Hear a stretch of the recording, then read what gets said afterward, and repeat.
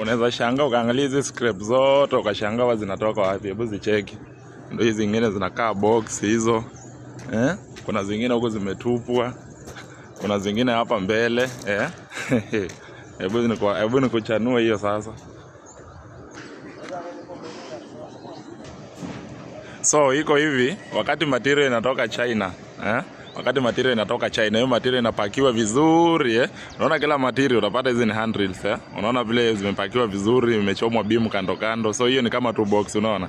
So wakati hiyo material inatoka, wakati tunatumia zile handrails, unaona kama hii tushakata kitambo, unaona.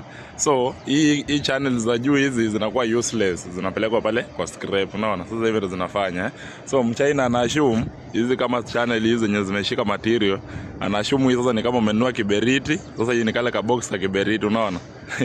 Lakini ni channel hiyo akopea unauza pesa mingi sana, Lakini anaassume tu ni ka box hivi, unaona. Kulingana na ile expense ya hiyo material. So hiyo ile channel na nini hizo hata azimshtui, unaona. Ziko mingi, Hizi material zote, kuna zile zingine zinakuja na boxes kama hizi za mbao.